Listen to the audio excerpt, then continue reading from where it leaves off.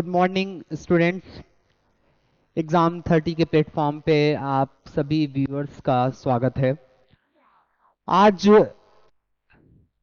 भारतीय संविधान के इस एपिसोड में पहला एपिसोड आपके सामने लाया जा रहा है, जिसमें हम संविधान के भाग ए से लेकर के जितने भी महत्वपूर्ण भाग हैं, चाहे वो एग्जामिनेशन एसएससी के हों, यूपीपीसीएस प्री, यूपीएसआई, सीएचएसएल और जीडी के हों, उन सभी में काफी महत्वपूर्ण हो जाता है, क्योंकि कम से कम 3 से 4 क्वेश्चन तो भारतीय संविधान से आते ही हैं।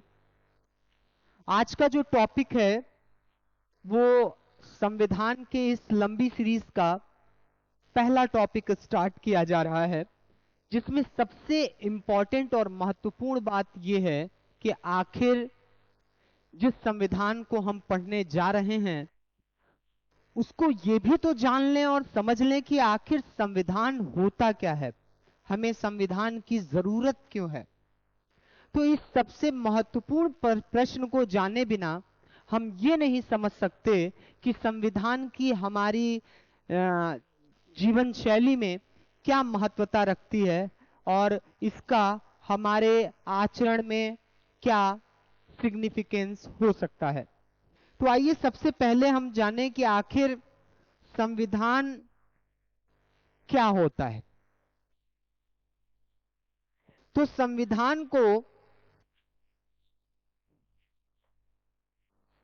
संविधान के बारे में बता रहा है ये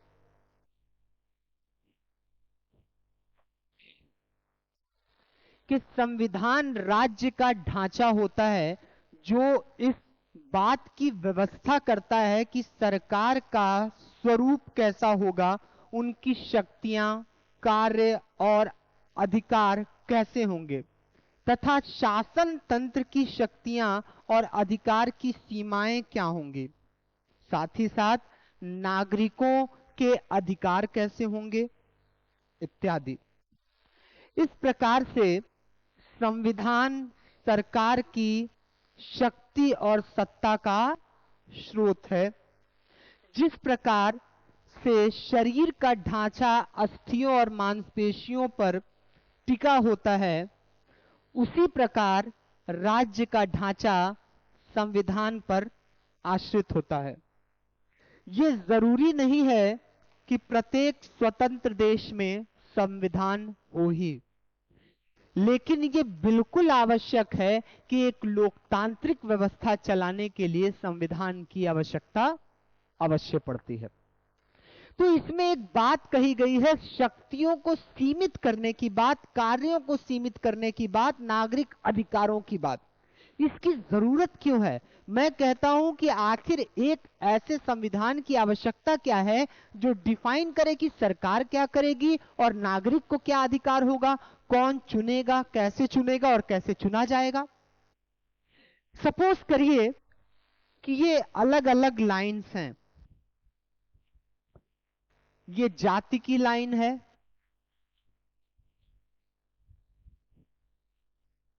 ये धर्म की लाइन है, ये अमीर और गरीब की लाइन है, अमीर और गरीब।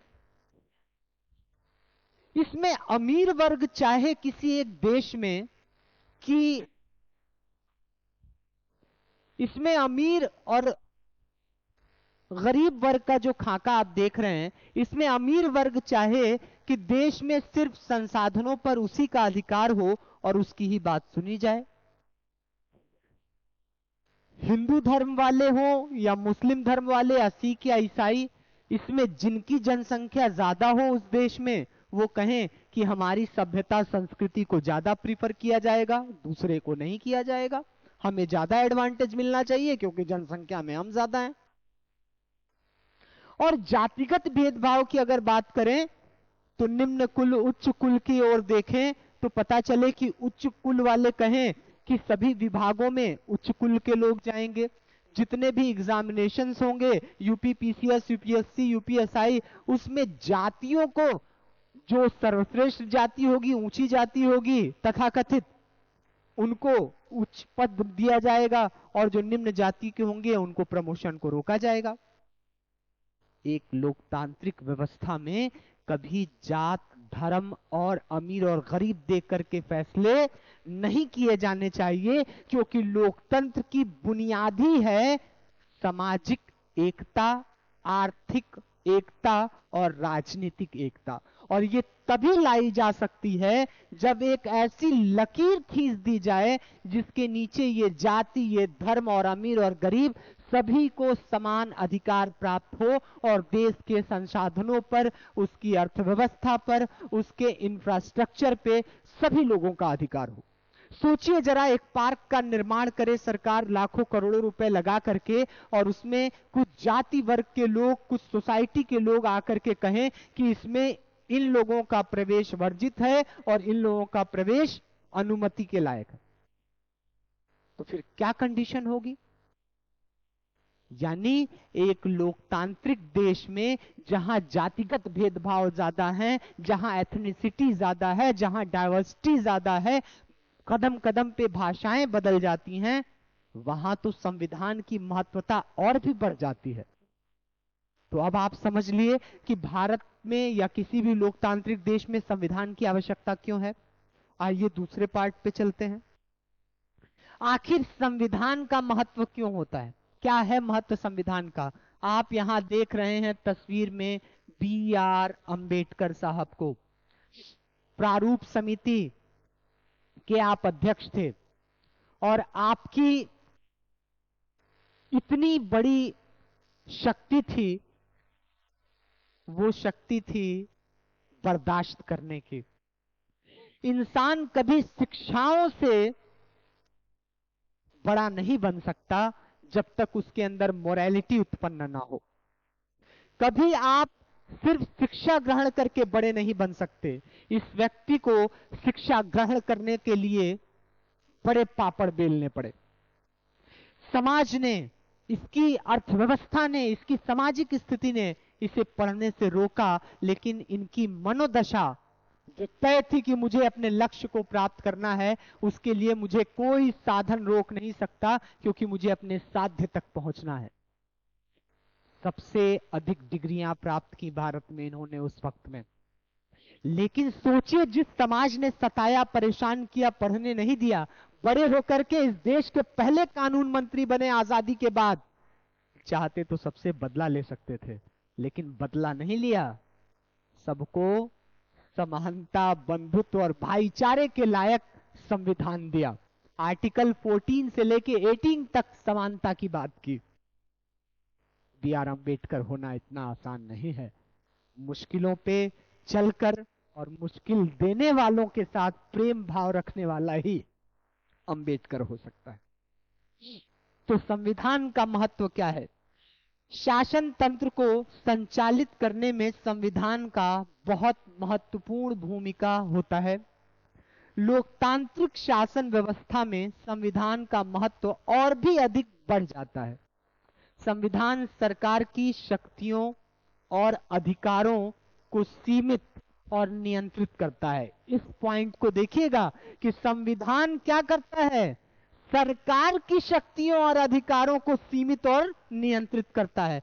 मैं कहता हूं कि भारत के संविधान की भाग 3 में मौलिक अधिकारों को देने की क्या जरूरत है? हमें नहीं चाहिए। अब संविधान जवाब देता है कि सिर्फ तुमको मौलिक अधिकारों की आवश्यकता इसलिए नहीं है कि तुमको कुछ मूलभूत तत्वों, मूलभूत अधिकारों के साथ रहना चाहिए या मूलभूत अधिकार मिलने चाहिए, बल्कि तुम्हारे ही देश की चुनी हुई सरकार से तुमको खतरा ना हो, वो तानाशाही पे ना उतर जाए, वो ये ना कहे कि जिस धर्म, जाति और आइडियोलॉजी की है उसी आइडियोलॉजी के हिसाब से देश को चलाए। इसलिए उसको सीमित रखना भी बहुत जरूरी है। इसीलिए एक दार्शनिक ने साफ साफ कहा था, अगर किसी के अंदर क्षमताओं को आंकना है, उसके अंदर एक बेहतर मनुष्य को आंकना है, तो उसको अधिकार संपन्न बना दीजिए। मालूम चल जाएगा कि वो समाज और मानवता के लिए कितना बेहतर कर सकता है।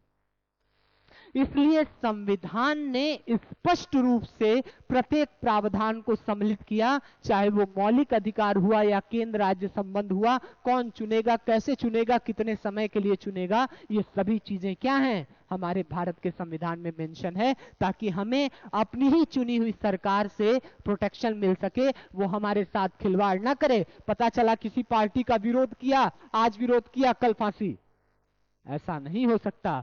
विधि की सर्वमान्य व्यवस्था के तहत ही किसी को उसके जीवन शैली से, उसके जीवन से वंचित किया जा सकता है, अन्यथा नहीं किया जा सकता है।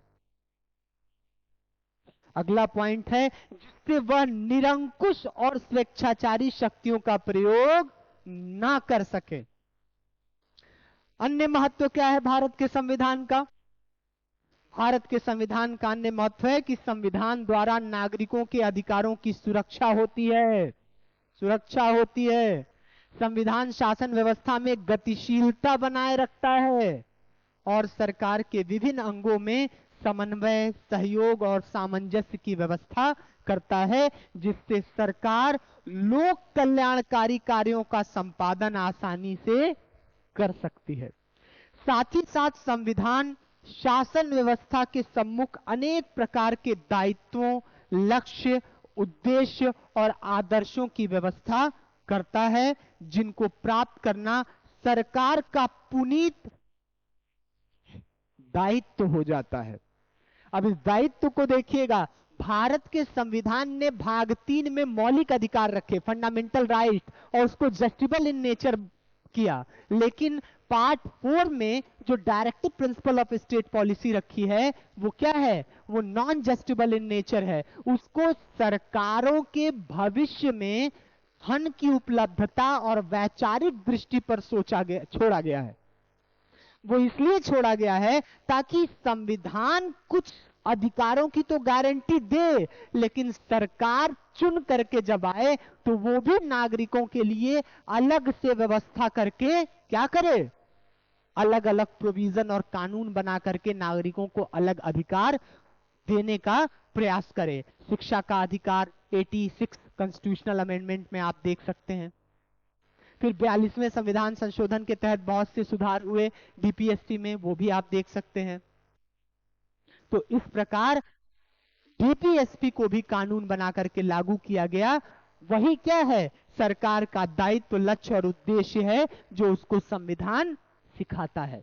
ये तो उसी प्रकार से हो गया कि अगर कोई किसी से मोहब्बत करे तो कहे कि मोहब्बत कर लिया ठीक है, तुम हमारे हुए हम तुम्हारे हुए, लेकिन कुछ ऐसा करो कि इसके अलावा भी तुम मेरे लिए क्या कर सकते हो, तो हम कहें चलो तुमको डोमिनोज ले चलते हैं, और क्या कर सकते हैं। लेकिन डोमिनोज ले जाना तभी संभव हो पाएगा जब समय होगा और पैसे होंगे। तो डोमिनोज ले जाना क्या है, डीपीएसपी है, और उसके प्रोविजन है, उसका इंप्लीमेंटेशन है। फिर कह रहा है संविधान संघात्मक राज्यों की स्थापना के लिए बहुत महत्वपूर्ण है, क्योंकि संविधान द्वारा ही संघ और राज्यों की सरकारों की शक्तियों का विभाजन किया जाता है।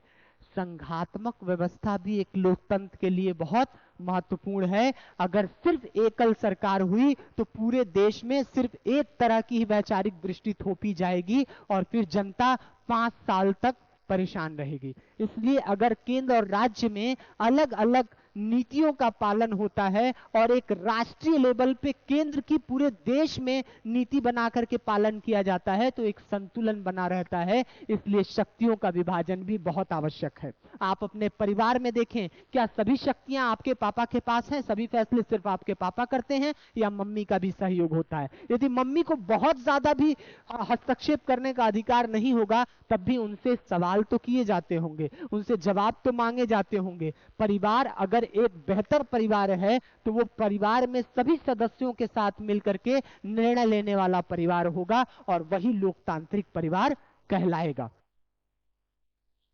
चलिए आगे बढ़ते हैं। आगे की स्लाइड में अब है कि एडॉप्टेशन।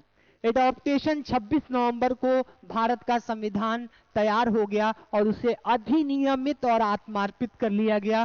भारत की संविधान की रचना करने में लगभग 2 साल 11 महीने 18 दिन लगे थे और 26 जनवरी 1950 को 1930 1930 में जो 1929 का लाहौर अधिवेशन हुआ था, जिसकी अध्यक्षता की थी पंडित जवाहरलाल नेहरू, में उसमें फैसला हुआ था कि 26 जनवरी 1930 को हम पूर्ण स्वतंत्रता दिवस मनाएंगे। उसी की याद में क्या किया गया कि 26 जनवरी की ही तारीख तय की गई 1950 के दिन, और भारतीय इतिहास में ऐतिहासिक दृष्टि से अत्यंत महत्वपूर्ण इस दिवस को प्रभावी बना, इस संविधान को प्रभावी बनाने का काम किया गया। और यह संविधान क्या हुआ, 26 जनवरी को लागू हुआ। और इसी दिन प्रत्येक 26 जनवरी को हम क्या मनाते हैं, गणतंत्रता दिवस मनाते हैं।